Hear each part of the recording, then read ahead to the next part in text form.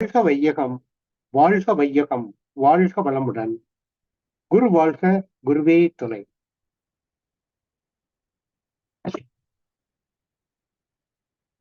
தெய்வீக காந்த ஆற்றலால் நாம் அனைவரும் உணர்வாலும் அன்பாலும் இணைந்திருப்போம்.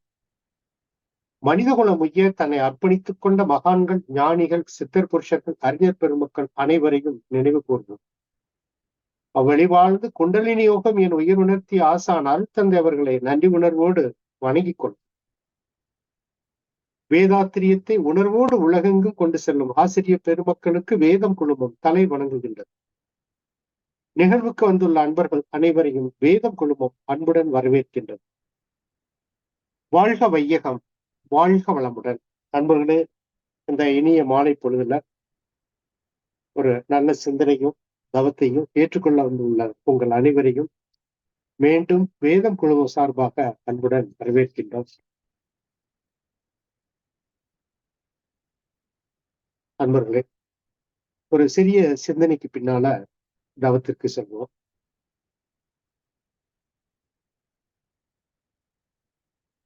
அருட்தந்தை அவங்க அடிக்கடி சொல்லக்கூடியது இந்த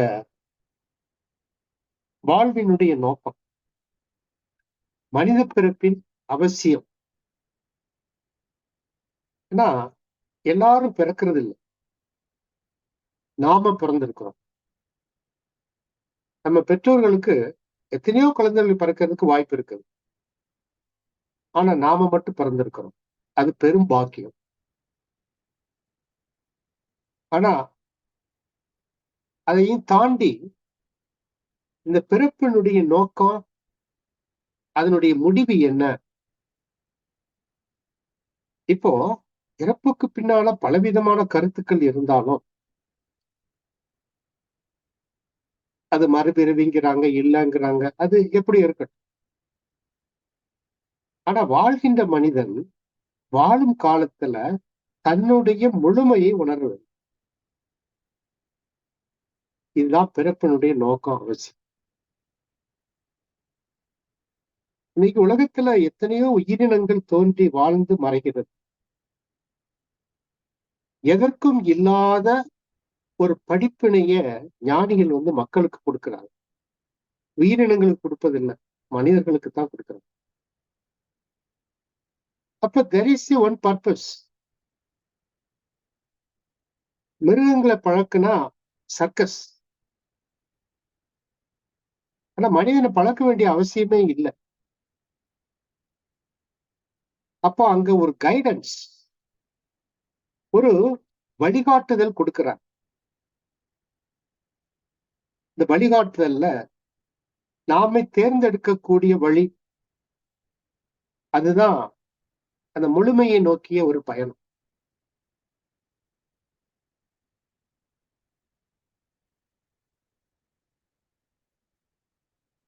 இங்க ஒரு மனிதன் என்று சொல்லும் போது என்ன இருக்கிறது, ஒரு மனிதனிடம் என்ன இருக்கிறது அப்படின்னு பார்த்தோம்னா,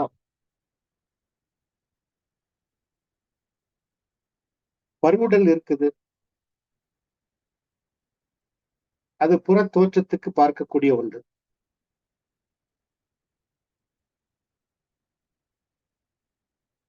உயிருடல் இருக்குது, உயிர் இருக்கிறதுனால தெரிந்து கொள்ளுகிறோம். அதற்கு அப்பால் காந்த உடல், பிரணவ சரீரம்னு ஒண்ணு இருக்கு. இந்த ஒட்டுமொத்த உடலில் வைத்துக்கொண்டு, ஒட்டுமொத்த உடலை வைத்துக்கொண்டு இந்த மனிதன் எவ்வாறு வாழ்கின்றான் அப்படின்னு சொல்லும் பொழுது, ஞானி என்ன சொல்றாங்கன்னா, கர்ம யோகத்தின் அடிப்படையில் வாழ்கிறான்னு சொல்றாங்க. அப்போ ஒரு கர்ம யோகம் என்பது எதனுடைய அடிப்படையில் அமைகிறது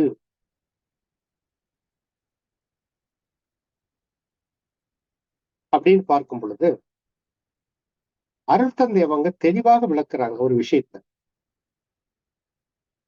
எப்படி விளக்குறாங்கன்னா,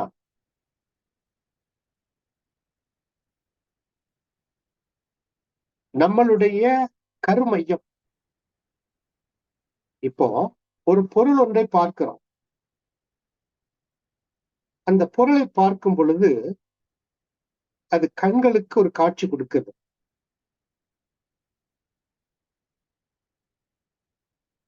அது விஞ்ஞானத்துல ஈர்த்துக்கொண்டு அது வேற மாதிரி படம் போட்டு காட்டுவாங்க.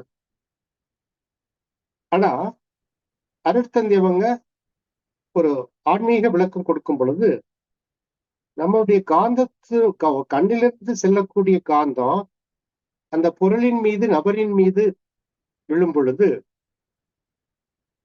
அத விரிந்து செல்கிறது, மீண்டும் சுருக்கி கொண்டு வருது. எங்க கொண்டு வருது? கண்ணுக்கு கொண்டு வருது. கண்ணுல சுருக்கி எடுத்து காட்டுகிறது. அதாவது ஒரு காந்தத்துடைய தன்மை என்னன்னு பாத்தீங்கன்னா சுருக்கி விரித்து காட்டு. அப்ப நம்ம கண்ணை திறக்கும் பொழுது கண்ணிலிருந்து விரிந்து செல்கின்ற காந்தம் மோதி பிரதிபலிக்கும் பொழுது சுருங்கி கண்ணுக்கு வரும். இந்த கண்ணுக்கு வந்த காந்தம் கண்ணில் சிறு புள்ளியாக மீண்டும் அது ஒரு மேக்னெட்டிக் டாட்டாகத்தான் மூளைக்கு செல்லும். It's a magnetic dot. The magnetic dot உடலில் இயங்கக்கூடிய காந்தத்தன்மைக்கு ஏற்ப அதனுடைய சுழல் வேகத்தில் சிக்கி அதனுடைய மைய பகுதிக்கு செல்லும். அதைத்தான் கருமையம் என்று சொல்லுகிறது. அப்ப மனிதனுடைய கரு மையத்தில் என்னென்ன பதிந்திருக்கும், பிராரப்த கர்மத்தில் 3 வயதுக்கு அப்புறம் நம்ம என்னென்ன அனுபவித்தோமோ அது அத்தனையும் கருமையத்தில் இருக்கும்.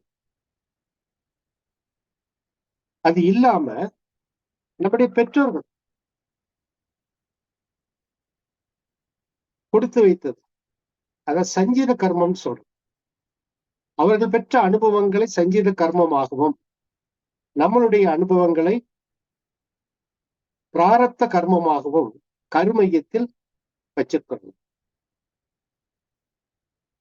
இந்த இரண்டை வைத்துக் கொண்டுதான் நாம வாழ்கின்றோம். இதை என்ன சொல்லலாம்னு சொன்னா இதை ஒரு ஆளுமை திறன், அதாவது பர்சனாலிட்டின்னு சொல்றாங்க. அதை வைத்துக் கொண்டுதான் மனிதன் வாழ்கின்றான். இந்த சஞ்சீத கர்மத்தில் என்ன இருக்கும் அப்படின்னு பார்த்தீங்கன்னா நம்ம எளிதாக சொல்லும் பொழுது மூதாதையனுடைய பதிவுகள் அப்படின்னு நம்ம எளிதாக சொல்லிக்கிறோம்.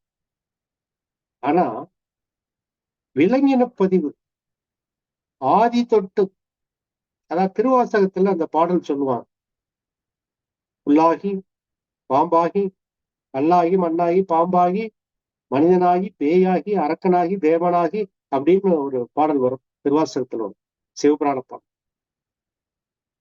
எல்லாம் ஆகி வந்திருக்கிறோம் அப்படின்னு சொல்லி அந்த பாடல் வரும். அப்ப இந்த மனித உடல் எடுத்திருக்கோம்னு சொன்னா இதுக்குள்ள பாம்பும் இருக்குது, நாயும் இருக்குது, நரியும் இருக்குது. நரிக்கு தெரியாது அதுக்கு முன்னால நான் பாம்பா இருந்தேன்னு தெரியாது. ஆனா மனிதனாக வந்துவிட்டால் தனக்குள் இவ்வளவு இருக்கிறது என்று உணரத்தக்க கூடிய ஒரு அறிவு என்பது இருக்குது. அதான் விலங்கு இனத்திற்கும் மனித இனத்திற்கும் உள்ள வேறுபாடு. அப்போ அந்த பதிவுகளை விலங்கின அந்த பதிவுகளை செயல்படுத்தாமல் இருக்கக்கூடிய ஒரு ஆற்றல் மனிதனுக்கு உண்டு. அத பகுத்தறிவுன்னு சொல்லலாம், 6வது அறிவுன்னு சொல்லலாம், எது வேண்டுமானாலும் எடுத்துக்கொள்ளலாம். ஆனால் மனிதனுக்கு ஒரு உயர் அறிவு இருக்கு. மனம் என்பது உயர் எழுச்சி பெற்ற நிலையில் இருக்குது. இந்த உயர் எழுச்சி பெற்ற நிலையில் மனம் உயர் எழுச்சி பெற்ற நிலையில் சிந்திக்கக்கூடிய திறன் இருக்குது, அறிவினுடைய வளர்ச்சி. அப்ப அந்த அறிவினுடைய வளர்ச்சியை வைத்துக் கொண்டுதான் மனிதன் தன்னிடம் உள்ள கரைகளை நீக்குகிறான். இன்னும் சரியாக சொன்னோம்னா அந்த வினை பதிவுகளை நீக்குது. அந்த வினைப்பதிவுகளை நீக்கி இந்த மனித உயர்வை தான் தன்னை உணர்ந்து ஒரு உயர்வு அடையக்கூடிய ஒரு நிலை மனிதனுக்கு உண்டு. ஆனால் அதற்கு முறையான ஒரு பயிற்சி வேணும், சரியான ஒரு வழிகாட்டி வேணும். அந்த வழிகாட்டியைத்தான் நாம குருமார்கள் என்று சொல்லுகிறோம். அவங்க நமக்கு வழிகாட்டுறாங்க. அன்பர்களே, அப்போ இப்படி வாழுகின்ற மனிதன் அதனுடைய ப்ராசஸ், அதாவது அந்த ஒரு ப்ராசஸ் இருக்குது. இப்படித்தான் வாழ வேண்டும் என்று வாழ்ந்து கொண்டே இருக்கிறான். இப்ப வாழும் பொழுது இவனுக்கு ஒரு ப்ராசஸ் இருக்குது. இந்த ப்ராசஸ்ல மற்ற உயிரினங்கள் வரை அது தன்னுடைய கடமையை சரிவர செய்து முடித்து மாய்ந்து போய் விடுகிறது. மனிதனுக்கு தான் ஹார்ட்ஷிப் இருக்குது. என்ன அப்படின்னா, இதுவரை வந்த அந்த விலங்கின குணாதிசயங்களை மாற்றக்கூடிய ஒரு நிலை. அப்போ இப்போ விலங்கின குணங்கள் மனிதனிடம் வெளிப்படாம இருக்குமா, வெளிப்படுமான்னு கேட்டா கண்டிப்பாக வெளிப்பட்டுத்தான் ஆகுங்க. ஆதியாகிய இறைவன், அதிலிருந்து வந்த விலங்கின பதிவு, இது எப்படியெல்லாம் செயல்படுமோ அப்படியெல்லாம் மனிதனிடத்தில் செயல்பட்டுத்தான் ஆகும். அந்த ஆக்ஷன் இருக்காது, இங்க வேற ஆக்ஷன் மாதிரி இருக்கும். அதான் நான் சென்ற வகுப்புல கூட சொன்னேன். நான் சென்ற வாரம் கூட சுட்டி காட்டணும். ஏபிசிடி படிச்சிட்டோம் அப்படின்னு சொன்னா எம்ஏ படிச்சா கூட ஏபிசிடி படிக்க வேண்டியது இருக்கும். ஏபிசிடி தெரிஞ்சிருக்கும், உள்ள நம்ம தெரிஞ்சிருக்கிறதுனாலதான் எம்ஏக்கு வர்றோம். அப்ப ஏபிசிடியை விட்டுடலாமான்னு கேட்டா முடியாது. எம்ஏலையும் அந்த ஏபிசிடி உபயோகப்பதான் இருக்கும். அதே போலதான் விலங்கின பதிவுகளும் நம்மளோட ஒட்டித்தான் இருக்கும். ஆனால் அதை செயல்படுத்துவதா வேண்டாமா என்று முடிவு செய்யக்கூடிய ஒரு ஆற்றல் மனிதனுக்கு உண்டு. அதை நாம உணர வேண்டும். அன்பர்களே, அப்படி ஒரு மனிதன் தன்னுடைய வளர்ச்சியை காணும் பொழுது அதனுடைய வளர்ச்சியில் தடைபடக்கூடிய விஷயங்கள் என்று சொல்லும் பொழுது ஒரு ஆங்கிலத்தில் ஒரு வார்த்தையை சொல்றாங்க. என்னன்னா தன்முனைப்பு அப்படிங்கிறாங்க. தன்முனைப்பு என்று சொல்றாங்க. தன்முனைப்பு என்று சொல்லும் பொழுது அத ஆங்கிலத்தில் சொல்லும் போது ஈகோ அப்படிங்கிற எக்ஸிட் காட் அவுட்.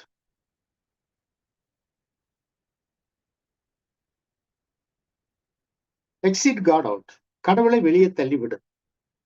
இப்ப கடவுளை வெளியே தள்ளிவிட்டா, அதாவது ஒரு இதுல எழுதியிருப்பாங்க, மனிதன் பிளஸ் பாவப்பதிவுகள் இஸ் ஈக்குவல் மைனஸ் பாவப்பதிவுகள் is equal to god, god plus பாவப்பதிவுகள் இஸ் ஈக்குவல் டு மனிதன் அப்படிப்பாங்க. அப்போ அந்த பதிவுகள் என்பது நீக்கப்படும் பொழுதுதான் இறைவனாக மாறுகிறான். அதான் தன்னை உணர்தல் என்று சொல்லணும். தன்னை உணர்தல்.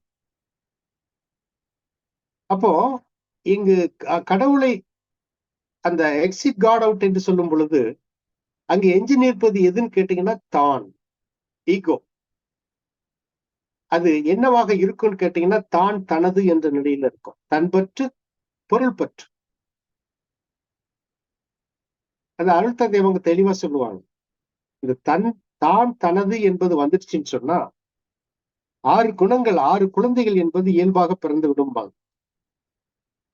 6 குணங்கள் என்ன? பேராசை, சினம், கடும்பற்று, முறையற்ற பால் கவர்ச்சி, உயர்வுதாழ்வு மனப்பான்மை, வஞ்சம் என்று சொல்லக்கூடிய அருகுணங்கள். இந்த அருகுணங்கள் எதனுடைய அடிப்படையில் வருதுன்னு பார்த்தோம்னு சொன்னா அந்த மிருகத்தினுடைய அடிப்படையில் தான் வருது, விலங்கினத்தினுடைய அடிப்படையில் தான் வருது. அப்போ இந்த விலங்கின குணாதிசயங்களை மனிதன் வைத்திருக்கிறான்னு வைத்துக் கொள்வோம். அப்படி வச்சிருக்கான்னு சொன்னா அது அவன் மனிதனாக எடுத்துக்கொள்ள முடியுமா? அதனாலதான் என்ன சொல்றாங்கன்னா அது முழுமை பெற்ற மனிதன் இல்லை அப்படிங்கிறான். முழுமை பெறாத மனிதன் அப்படின்னு சொல்றாங்க. அப்போ இந்த மனிதனிடம் 6 குணங்கள் வெளிப்படுகிறது. தான் தனது வந்துச்சுன்னு சொன்னா 6 குணங்கள் அவனிடம் வெளிப்படுகிறது. பேராசை, முதலே சொல். பேராசை, சினம், கடும்பற்று, முறையற்ற வாழ்க்கை வச்சு உயர்தான மனப்பான்மை, வஞ்சம் என்று சொல்லக்கூடிய 6 குணங்கள். இப்போ இந்த குணாதிசயங்களை மாற்றி அமைக்கக்கூடிய திறன் ஒரு மனித இனத்திற்கு உண்டு. நான் என்னுடைய ஒரு மனநிலையில், நான் ஒரு சிந்தனைக்கு எடுத்த அளவில் இந்த அருகுணங்கள் யாரிடம் வெளிப்படுகிறதுன்னு பார்த்தீங்கன்னு சொன்னா, அது அடுத்தது அவங்க சொல்றாங்க, அந்த இயற்கையை மதிக்காத தன்மை. ஏன்னா இந்த இயற்கையினுடைய தோற்றத்துலதான் இப்போ என்னிடம் இருப்ப காந்தம், அருட்பேராற்றல் உடலிலே உயிரிலே அலை அலையாக பாய்ந்து நிரம்பட்டோன்னு சொன்னா, அது தெய்வீக சக்தி எனது உடலில் பாய்ந்து நிரம்புகிறது. இப்போ எடுத்த வீட்டுக்காரர் தவம் செய்யறாரு, அவரும் அதே சொல்றாருன்னு சொன்னா, அதே தெய்வீக சக்தி தான் அவர் உடம்புக்குள்ளேயும் போகுது. எங்கோ தோன்றுகிற விண்தான் சூழ்ந்த அழுத்தத்தினால எனக்குள் உயிராக இருக்கிறது. அதே சூழ்ந்த அழுத்தத்தினால்தான் அதே உயிரும் அவரிடமும் இருக்கிறது. அப்போ தெய்வம் என்பது இயக்க நிலையில் காந்த ஆற்றலாக எல்லா உயிரினங்களிலும் இயங்குகிறது.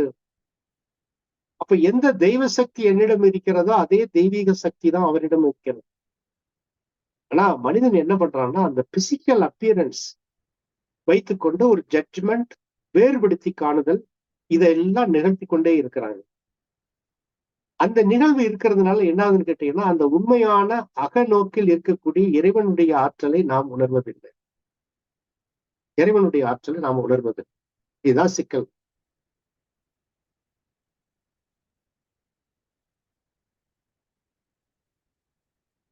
அப்போ ஒரு காரணம், மனிதனை மனிதன் மதிப்பதில்லை, மனிதனுடைய உயர்வை இவன் ஏற்றுக்கொள்வதில்லை.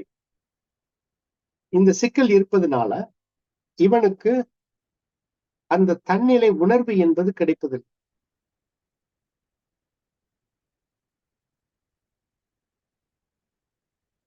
அடுத்து இறைவன் மீது ஒரு முழுமையான நம்பிக்கை. இறை என்ன செய்கிறது, அதனுடைய ஆற்றல் என்ன, தன்னுடைய தோற்றம் என்ன, ஏன்னா நான் இறைவனுடைய தோற்றம் தானே. அப்ப தன்னுடைய தோற்றம் என்ன, இந்த தோற்றத்தின் முடிவு என்ன, முடிவுக்கு அப்பால் என்னுடைய நிலை என்ன, இந்த மாதிரி சிந்தனைகள் மனித குலத்தில் எழுவதில்லை. அதனாலதான் ஞானிகள் தூண்டி விடுறாங்க, பிறப்புக்கு முன்னோ இறப்புக்கு பின்னோ, பிறப்புக்கு. ஏன்னா இந்த சிந்தனைகள் தான் மனிதனை away from the worldliness, உலக மயத்திலிருந்து வெளிப்படுத்தக்கூடிய ஒரு ஆற்றல் எங்க இருக்குன்னு கேட்டீங்கன்னா, அந்த தன்னை உணர்வதற்கான சில கேள்விகள் தன்னுள் எழுப்பப்பட வேண்டும்.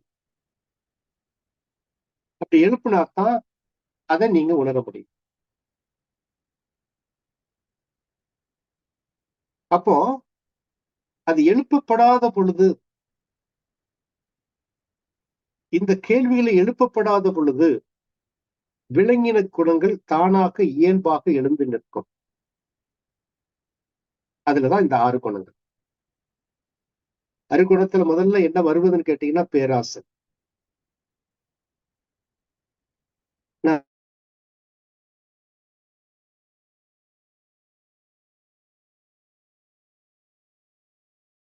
திருத்தி சொல்வேன்,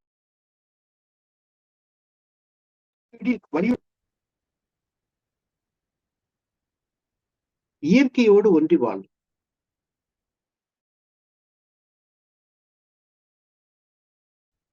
அந்த இயற்கையோடு பழகிக் கொள்ள வேண்டும். அந்த இயற்கையோடு ஒன்றி வாழ பழகாத பொழுது we are away from the nature. இந்த இயற்கையிலிருந்து மாறுபட்டு நிற்கிறோம். அப்போ அது இயற்கைக்கு மாறான ஒரு செயலாக மாறுகிறது.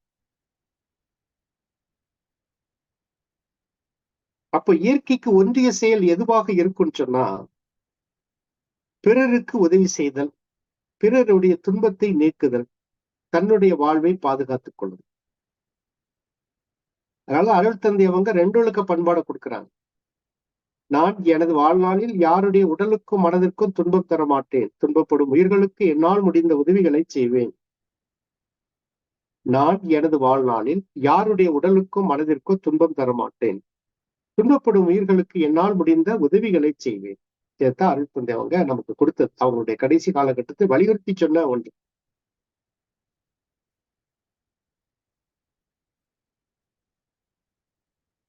அங்கு மனிதனுடைய செயல் எவ்வாறு அமைகிறது பாத்தீங்கன்னா,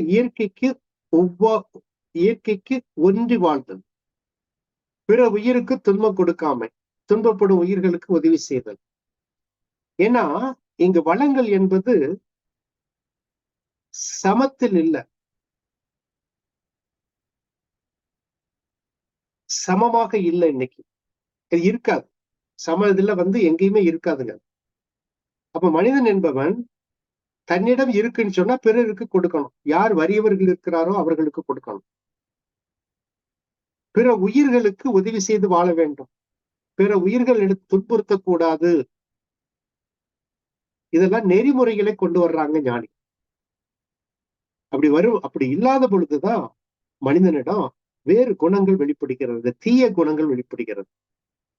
அதுல முதல்ல வருவதா பேராசை.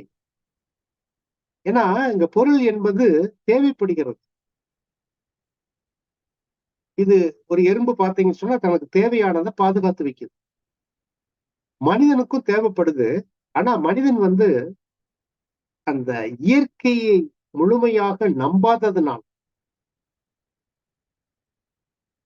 நம்பிக்கை இல்லாததுனால தன்னுடைய பல தலைமுறைகளுக்கு சேர்த்து வைக்கிறான் மனிதன். மனிதன்கிட்ட மட்டும்தான் இந்த குணாதிசயம் இருக்கு.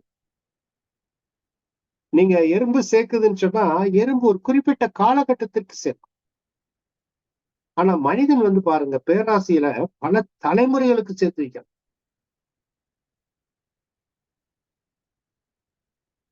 பதவிகளையும் சேர்த்து வைக்கிறான் மனிதன். பேராசை.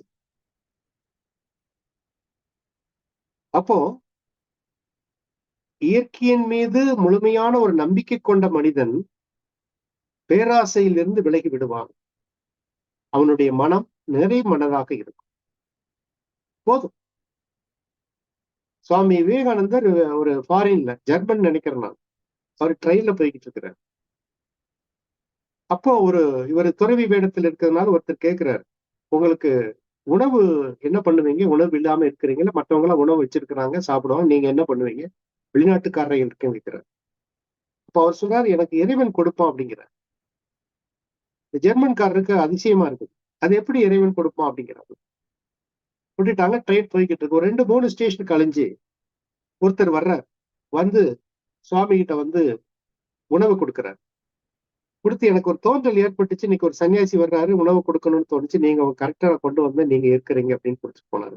இது ஒரு உண்மை நிகழ்ச்சியில குறிப்பிட்டு இருக்கிறார். எவ்வளவு அபரீதமான நம்பிக்கை இறைவன் மீது!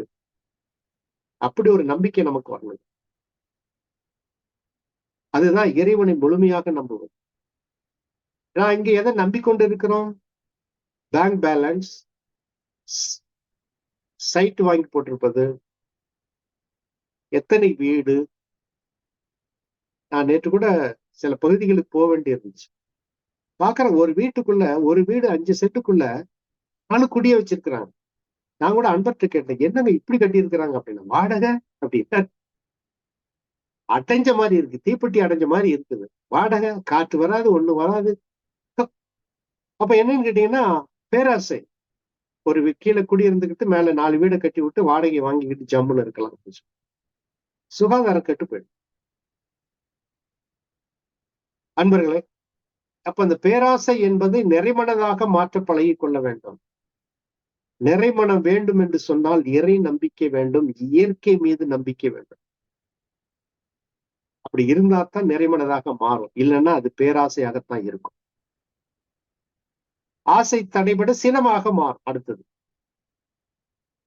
சினத்தை பற்றி நிறைய நம்ம அருள் தந்தை அவங்க சொல்லுவாங்க. நாங்க ஆழியார்ல அப்போ செவ்வாய்க்கிழமை சாமிஜி தரிசனம் கொடுப்பாங்க. ஒவ்வொரு செவ்வாய்க்கிழமை. இந்த செவ்வாய்க்கிழமை நாங்க போய் ஒரு செவ்வாய்க்கிழமை ஆல்மோஸ்ட் போயிடுவோம் ஆழியார். அவங்க அதிகமா பேசுற சப்ஜெக்ட் சினத்தை தான்.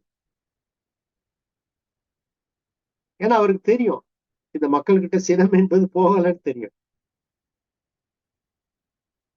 அதான் சினம் வராத மனிதர்களே இருக்க முடியாது. ஏன்னா அது விலங்கின குணமாயிட்டே. வரத்தான் செய்யும். ஆசை தடைபட சினம். அப்போ சினத்தினுடைய தன்மையை உணரணும். ஏன்னா சினம் என்பது வந்துடுச்சு அப்படின்னு சொன்னா அது என்ன செய்யுதுன்னு பார்த்தீங்கன்னா உடலினுடைய இயக்கத்தை மாற்றும்.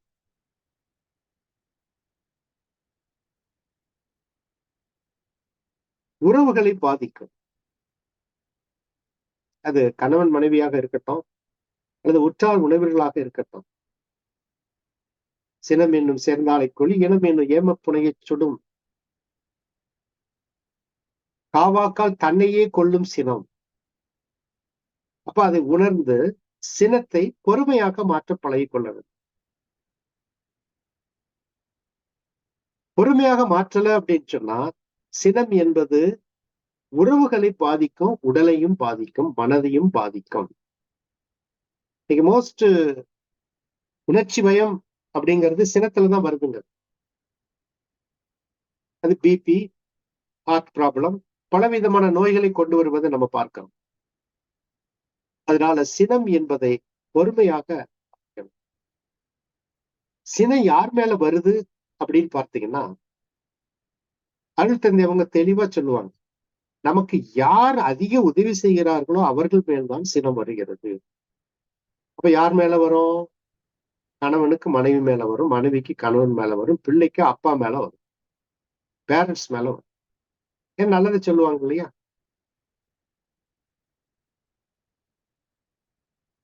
அது எவ்வளவு ஒரு தவறான ஒரு அணுகுமுறை அப்படின்னு சொல்லுவாங்க. நன்றிகட்டத்தனம்னு சொல்லுவாங்க மகரிஷி அவர். குணாதிசயங்கள் மாறுபடத்தான் செய்யும். அதனாலதான் ஒரு பொறுமையாக வாழ பழகிக் கொள்ள வேண்டும். நம்ம வாழ்க்கையில பொதுவாக என்ன பண்றோம் அப்படின்னா, ஏன் சார் அதிகமான சினம் வருதுன்னு சொன்னா கடைசி வரை ஒரு போராட்டத்தை நடத்துறோம் வாழ்க்கையில். எப்படியாவது என்னுடைய மனைவியை நான் திருத்தி விடலாம் அப்படின்னு சொல்லி. மனைவி என்ன நினைக்கிறாங்கன்னா, எப்படியாவது இந்த கணவன் திருந்த மாட்டானா அப்படின்னு சொல்லி. ஒன்று புரிந்து கொள்ள வேண்டும், கடைசி வரை நம்மளால அவர்களை திருத்தவே முடியாது. இந்த முடிவை எடுத்துட்டீங்கன்னு வச்சுக்கோங்க, வாழ்க்கையில சந்தோஷம் வந்து நல்லா குறிச்சு வச்சுக்கோங்க. ஆனா ஒவ்வொரு நாளும் போராடுறோம். நான் சொல்றேனே கேட்க மாட்டேங்கிறாங்களே.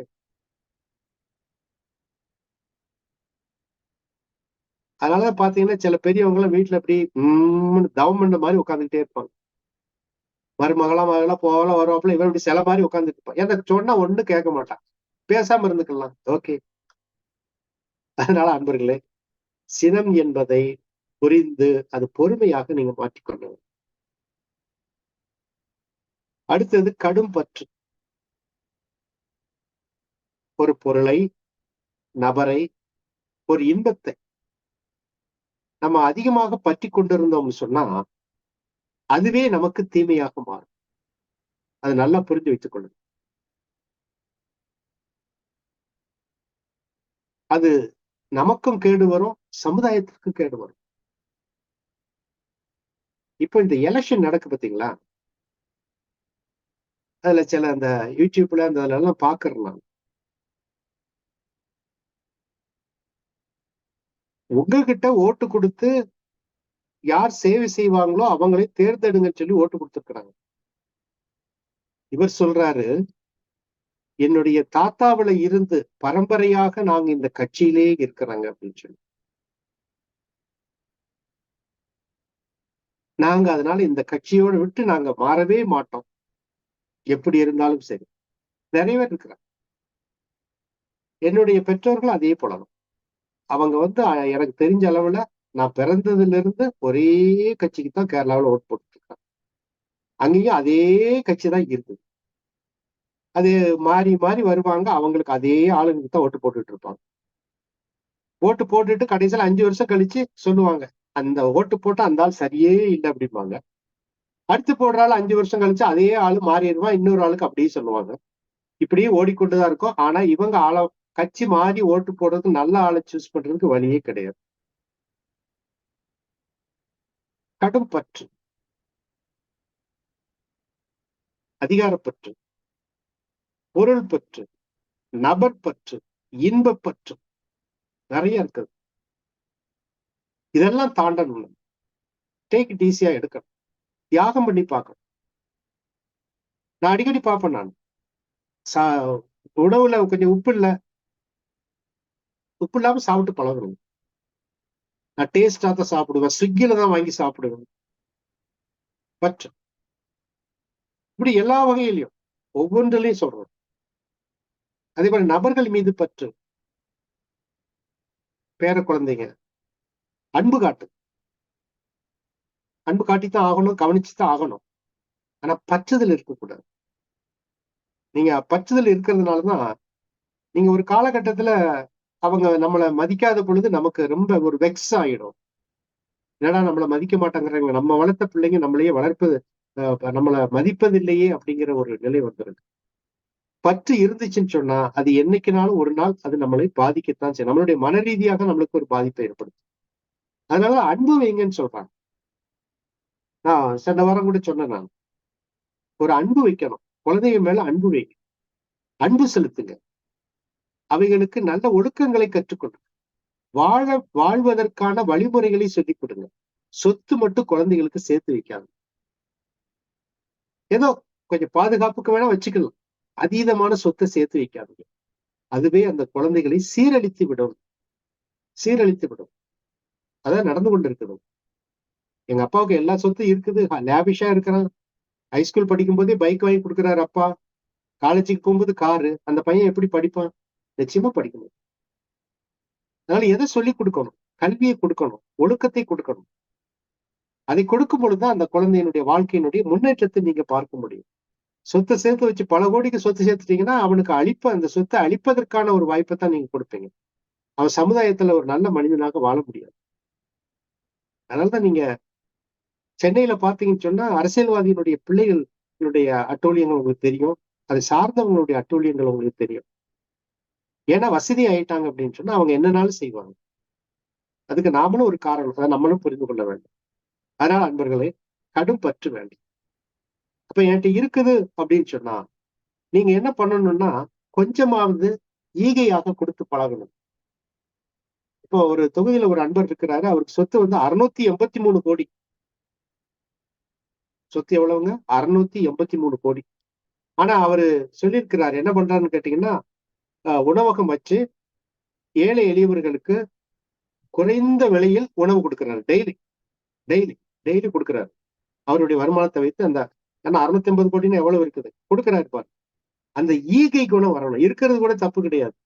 ஆனா அவ்வளவு சொத்தையும் நம்ம கொண்டு போக போறது கிடையாது. அதை கொடுத்து விடணும். அதனாலதான் பெரிய பெரிய பணக்காரர்கள் எல்லாருமே இந்த கடைசி காலகட்டங்களில் ரொம்ப வருந்துவாங்க. எனக்கு கூட இப்ப ரீசெண்டா கூட ஒருத்தர் அனுப்பியிருந்தாங்க. அவருக்கு 14,000 கோடி சொத்துங்களாமா. அவர் இறக்கும் தருவாயில் சொன்னாராம், நான் தவறு செய்து விட்டேன், எல்லாவற்றையும் கவனித்தேன், என்னுடைய உடலை நான் கவனிக்காமல் விட்டு விட்டேன். நம்மளோட ஹெல்த்ல போட்டனான்னு தெரியல. அப்ப என்னையே நான் கவனிக்காம விட்டுட்டேன் அப்படின்னு சொல்லிட்டு. அப்போ அவர் சேர்த்து வைத்த சொத்து அந்த உயிரை காப்பாற்றுவதற்கு பயன்படுமா? உங்களுக்கு தெரியும் இல்ல. மைக்கேல் ஜாக்சன் உங்களுக்கு நான் சொன்னா நினைக்கிறேன். சுத்தி டாக்டர்ஸ், அவ்வளவு சொத்து, உயிரை காப்பாற்ற முடிஞ்சான்னு கேட்டா இல்ல. சின்ன வயதுல இறந்து போனாங்க. அப்போ அந்த பொருள் என்ன ஆகும் அப்படின்னு கேட்டீங்கன்னா, it's will distributed to the society. பலரும் பங்கிட்டு போயிருவாங்க. அரசியல்வாதிகள் அப்படித்தான் பினாமிக்கு கொடுப்பாங்க. தோத்து போனாங்கன்னு சொன்னா பினாமியே எல்லாத்தையும் முழுங்கிடுவாரு. அவர் 4 பேருக்கு கொடுப்பாரு. இப்படித்தான் உருவாகி கொண்டே இருப்பாங்க. அதனால பினாமிகளையே திருப்பி எலெக்ஷன்ல நிற்க வைப்பாங்க. அப்போ இதை மாற்றி அமைக்கக்கூடிய ஒரு நிலை மனிதனுக்கு வர வேண்டும். இப்ப என்ன பண்ணணும்னு கேட்டீங்கன்னா, தன்னிடம் இருப்பதில்லை ஒரு பங்காவது பிறருக்கு கொடுத்து பழக வேண்டும். பிறருக்கு நீங்க கொடுக்கணும். ஈகை என்ற குணமாக மாற்றும். அந்த ஈகை குணம் கொண்டு வந்தாதான் மன திருப்தின்னு சொல்லுவாங்க. இந்த மனசுக்கு ஒரு திருப்தி என்பது இருக்கும். அதை நம்ம கொண்டு வரணும். அடுத்தது முறையற்ற பால் கவர்ச்சி. இந்த முறையற்ற பால் கவர்ச்சி என்பத இன்னைக்கு உள்ள காலகட்டங்கள்ல சொல்லுவது என்பது மிகவும் கடினம். ஏன்னா அழுத்தந்த சொல்றாங்க, இந்த சினிமா இருக்கிறது வர அதாவது அவர் சொல்றாருன்னா, திருமணத்துக்கு பின் தான் உறவு என்பதை நீங்க வைத்துக் கொள்ளலாம். ஆனா இந்த சினிமா இருக்கிறது வரை இதெல்லாம் முடியாது அப்படின்னு அப்பவே மகிழ்ச்சி சொன்னாங்க. இன்னைக்கு அதை விட இந்த ஐடி கம்பெனிஸ்ன்னு சொல்லி வந்துடுச்சுங்க, ஃபாரின் கம்பெனிஸ். அவங்க நம்மளுடைய பசங்க குழந்தைகள் எல்லாத்தையுமே கெடுக்குறாங்க. ஆஹ் ஒரு சண்டே அவங்கள ஃப்ரீயா கூட்டிட்டு போய் தனியா ஒரு ஹோட்டல்ல தங்க வைக்கிறாங்க. அவங்களுக்கு ட்ரிங்க்ஸ் வாங்கி கொடுக்குறாங்க. அப்புறம் அவங்களுக்கு சில சௌகரியங்கள் செஞ்சு கொடுக்குறாங்க. இந்த குழந்தைகள் என்ன பண்ணுதுன்னா தடுமாறுது. அப்ப என்னன்னா இன்னைக்கு லிவ் டுகெதர் என்னமோ ஒண்ணு வந்துடுச்சு. அதெல்லாம் பெரிய பாதிப்பை ஏற்படுத்துது. அது சமுதாயத்திற்கு நம்மளுடைய சமுதாயத்திற்கு ஏற்றதல்ல. அமெரிக்காவுல வந்து ஒரு ஒரு திருமணங்க ஒருத்த வந்து 3 டைவர்ஸ் 4 டைவர்ஸ் பண்ணிக்கலாம். பட் நம்மளுடைய பண்பாட்டுல அப்படி இல்லை. இங்க உறவுகளை வந்து ரொம்ப நம்ம மேம்படுத்துறோம். அப்போ இன்னைக்கு நம்மளுகிட்ட வந்துடுச்சு. 1 வருஷம் ஆயிடுச்சுன்னு சொன்னா டைவர்ஸ் கொடுன்னு கேட்கக்கூடிய பெண் குழந்தைகள் வந்துட்டாங்க, ஆண் மகன்கள் வந்துட்டாங்க.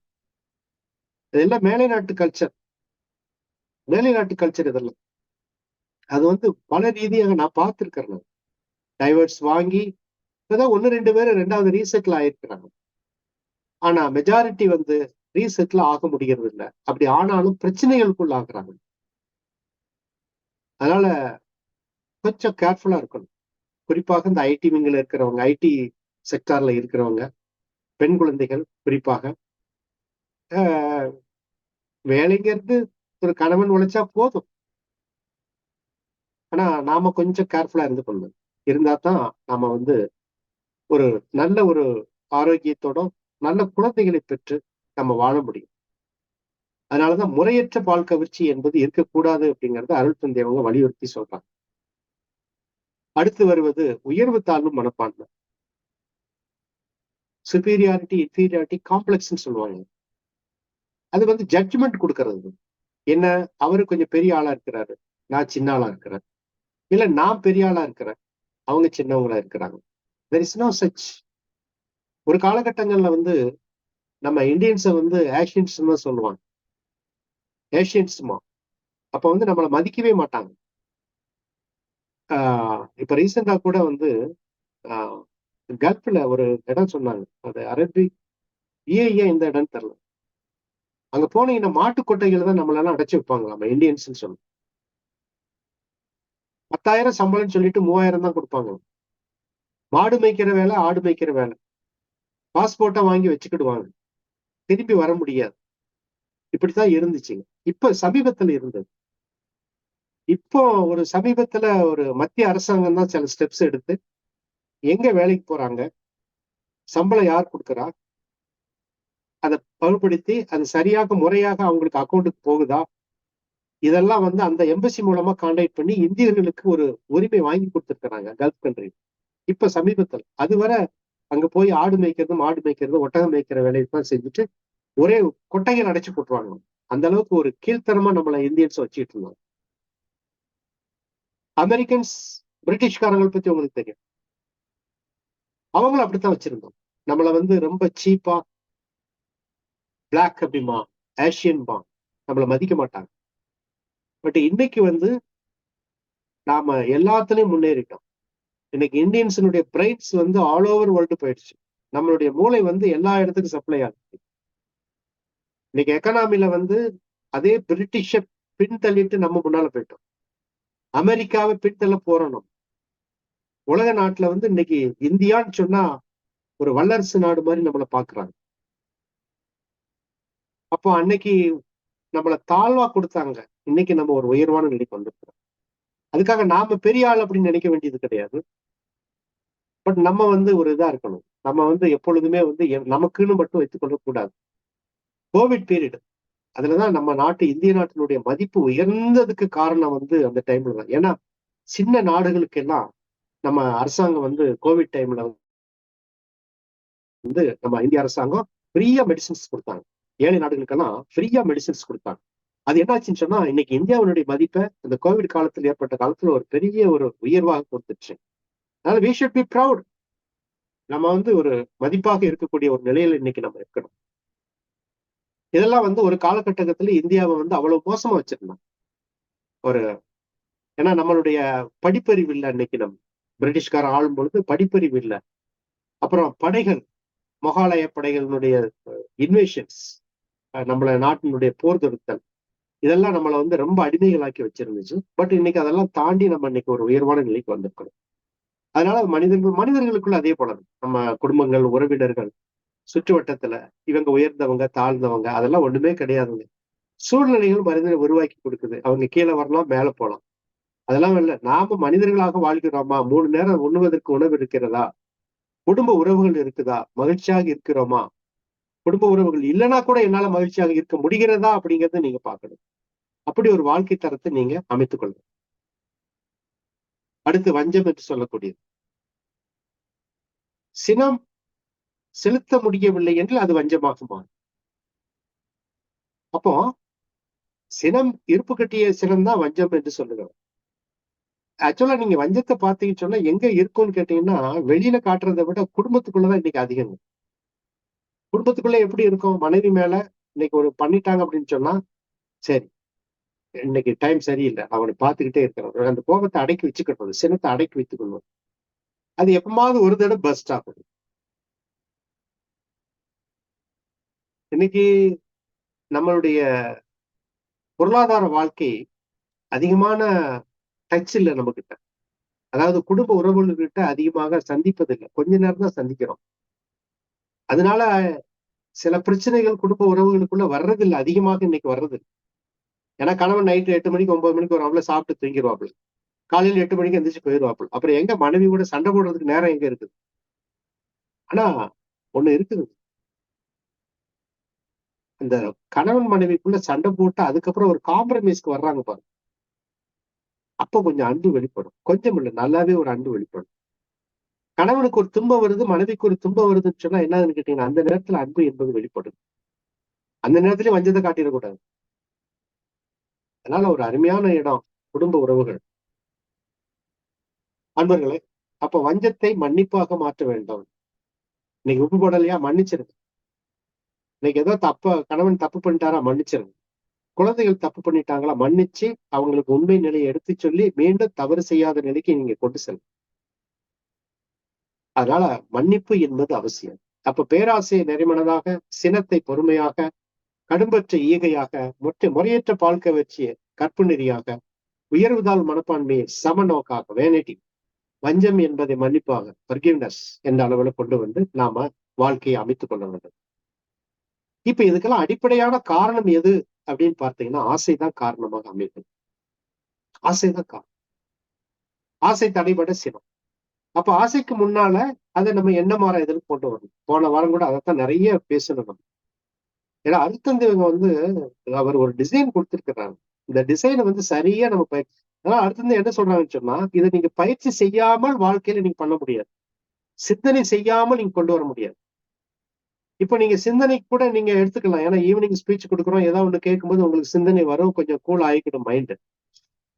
ஆனால் நீங்களே பயிற்சி செய்து அதை எடுக்கணுங்க. நீங்க இன்னைக்கு தவறு செய்யறேன் அப்படின்னு சொன்னா அதை ஏற்றுக்கொள்ள வேண்டும். எனக்கு இன்னைக்கு சின்ன வந்துருச்சுன்னு ஏற்றுக்கொள்ளணும். அது எப்படிங்க அவர் சொல்லலாம், நான் எப்படிங்க அதை மன்னிக்க முடியும் அப்படின்னு? மன்னிக்க முடியாது, உலகத்துல எதுவுமே கிடையாது.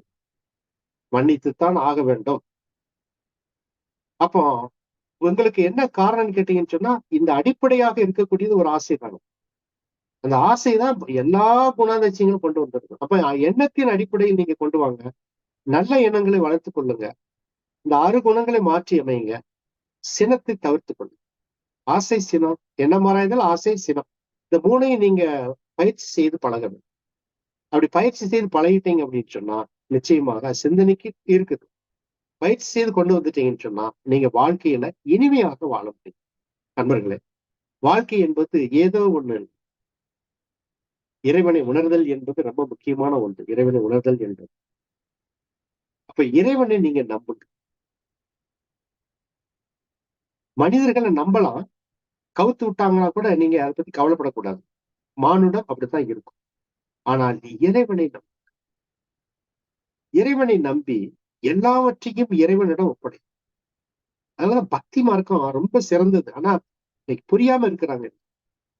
டோட்டல் சரண்டர், சரணாகதின்னு சொல்லுவாங்க. சரணாகதிக்கு போயிடணும். Total surrender. அதுபோல இந்த சூழ்ந்தெழுத்து மாற்றல், அதை நான் நம்புகிறேன். சுத்த வெளியை நான் நம்புகிறேன். இந்த மகா பிரபஞ்சத்தை நம்புகின்றேன். அதற்கு நன்றி செலுத்துகிறேன். நம்பணும். உயர் ஆன்மாக்கள் எல்லாம் வாழ்ந்து கொண்டிருக்கிறாங்க. அவங்க உதவி செய்வதற்கு நமக்கு தயாராக இருக்கிறாங்க. அவங்களுடைய உதவியை நீங்க கேளுங்க. இப்பெல்லாம் எனக்கெல்லாம் படுத்தோன்னு சொன்னா இயல்பாக பல மகான்களுடைய தோற்றம் வந்து வந்து வந்து சொல்லும். நான் ரொம்ப நாளைக்கு முன்னாடி ட்ரை பண்ணியிருக்கிறேன். என்னன்னா பகல்ல இவ்வளவு தவம் பண்றோம், நைட்ல கனவுல வேண்டாம் வேண்டாதெல்லாம் வருது, யாருமே வரமாட்டாங்கிறாங்கன்னு சொல்லி. ஆனா இப்ப வர ஆரம்பிச்சுட்டாங்க. கனவுல கனவுல இயற்கை காட்சிகள் நிறைய வருங்க. அருமையா இருக்கும். கனவு அப்படி கண்டுட்டோம்னு சொன்னா அவ்வளவு அற்புதமாக இருக்கும். பச்சை பசேல் என்று காட்சிகள், நிறைய விஷயங்கள். அதே போல பகல் தூக்கம்னா கூட சில மகான்களுடைய தோற்றம், முகங்கள் வந்து செல்வம், புன்னகைக்கக்கூடிய முகங்களை பார்க்க முடியும். இதெல்லாம் எப்படி கிடைக்குன்னு கேட்டீங்கன்னா, மனதை தூய்மையாக வைத்தல் ஒன்று. அடுத்து இறைவனிடம் முழுமையாக சரண்டர். எதுவாக இருந்தாலும் இறைவனிடம் சரண்டர். அந்த சுத்த வெளியை நம்புங்க. பிரபஞ்சத்தை நம்புங்க. காந்த சக்தியை நம்புங்க. அது என்னோடு உறவு கொண்டு இருக்கிறதுங்கிறத உணர்ந்து கொண்டது. அதுக்குத்தான் நம்ம காலையில தவம் நிறைய அன்பர்கள் வர்றது. எனக்கு ரொம்ப சங்கடமா தான் இருக்குது. ஆனா வரக்கூடிய அன்பர்கள் நினைத்து பெருமிதமாக இருக்கும். ஏன்னா அவங்க காலையில அந்த தவத்துல வந்து நான் சில தவங்கள் சூக்குமமாகத்தான் கொடுக்குறேன். ஆனா அவங்க புரிஞ்சுக்கிட்டுறாங்க. இன்னைக்கு கூட வியாழக்கிழமை ஒரு தவம் கொடுத்தேன் நான். அது ஒரு அற்புதமான தவம். இன்னைக்கு கூட கேள்வி கேட்கும்போது கூட சொன்னேன். இந்த தவம் வந்து குடும்பத்தை இல்லற யோகிகளுக்கான தவம்னு சொன்னேன். ஏன்னா இல்லற யோகிகளுக்கு சில அவசியங்கள் உண்டு. அதை நிறைவேற்றக்கூடிய தவம் இந்த தவம். அதாவது தவத்துல மேன்மைப்படுத்தக்கூடிய தவம். இன்னைக்கு செய்த தவம் சக்கர தியான தவம். ஒவ்வொரு வியாழக்கிழமை பண்றோம். பட் நிறைய அன்பர்கள் வர்றது இல்லை. வயசானவங்க தூக்கம் இல்லைங்கிறாங்க. காலையில கேட்டா எங்களுக்கு தூக்கம் ரொம்ப வருதுங்கிறாங்க. எந்திரிக்கணும். காலையில எந்திரிச்சு என்ன பயன் பண்ணாலும் சரி 5 மணி தவத்துக்கு நீங்க வந்துடணும். ஏன்னா அங்கதான் வந்து காந்த சக்தியை நீங்க உணர முடியும். அது நாங்களும் சில முயற்சி செய்யறோம். இப்ப எனக்கே வந்து காலையில 5 எந்திரிச்சு தவம் செய்து செய்து செய்து பழகி என்னன்னு கேட்டீங்கன்னா, கண்ணை மூடுனா பிரபஞ்சம், நினைத்தால் ஆற்றல் வர ஆரம்பிச்சிடுச்சு. நீங்களும் அதே போல தொடர்ந்து வர்றீங்க இல்லையா? உங்களுக்கு அது கிடைச்சிருக்குங்கிற எனக்கு நம்பிக்கை இருக்கு அன்பர்களே. அதனால நல்ல ஒரு பயிற்சி, முயற்சி, தவம், சிந்தனை என்பது நீங்க கொண்டு வாருங்க. இயற்கை வழி வாழும். எவ்வளவு இயற்கையாக வாழுங்க. தயவு செய்து நல்ல இயற்கையான உணவுகளை நானும் இப்போ இந்த பாயில்டு ஃபுட்டை கூட தவிர்த்துட்டு, என்னோட துணைவியார் இப்ப சென்னையில இருக்கிறாங்க. நான் சிங்கிளா தான் இருக்கிறேன். ஹோட்டலுக்கு போறதே இல்லை. நானே சமைத்துக் கொள்கிறேன். மேக்சிமம் அந்த வெஜிடபிள்ஸ் தான் யூஸ் பண்ணிட்டு இருக்கிறேன். நானே சமைத்துக் கொள்கிறேன்.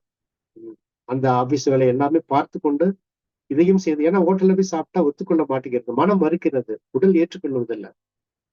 பட் இருந்தாலும் செய்து கொள்கிறேன். அதனால நீங்க சென்னையில எல்லாம் பாக்குறேன், ஸ்விக்கி அது இதுன்னு ஆர்டர் பண்ணி இந்த குழந்தைகளுக்கு ஊட்டி, குழந்தைகளுக்கு எடுத்து அந்த குழந்தைங்க திருப்பி அதே உணவை சாப்பிடணும்னு சொல்லி ஹோட்டல்ல போய் நின்னோம்னு சொன்னா, நீங்க எங்க போனாலும் சென்னையில பாக்குறேன், எந்த இடத்துல போட்டாலும் பிரியாணி கடை தான் இருக்குது, சிக்கன் கடை தான் இருக்குது. அன்பர்களே, அப்படியெல்லாம் இருந்துச்சுன்னு சொன்னா ஆன்மீகத்துல நம்ம முன்னேற்றம் அடைய முடியாது. அன்பர்களே, அதெல்லாம் நீங்க கொஞ்சம் முடிஞ்ச அளவுக்கு திருத்திக் கொள்ளுங்க, மாற்றி அமைத்துக் கொள்ளுங்க. நிச்சயமாக. ஏன்னா நாம செய்கின்ற இன்னைக்கு செயல் தான் நாளைக்கு நமக்கு விளைவாக வரப்போகுது. தெரியும் செயல் விளைவு என்பது. அதை புரிந்து கொண்டு அருகுணங்களை மாற்றி அமைத்து ஒரு நல்ல வாழ்க்கை வாழ்வோம் என்று கூறி நிறைவு செய்து கொள்கிறேன். இதுகாரம் செவிமடுத்த நீங்களும் உங்கள் அன்பு குடும்ப உறுப்பினர்கள் அனைவரும் வாழ்க வளமுடன், வாழ்க வளம், வாழ்க வளமுடன்.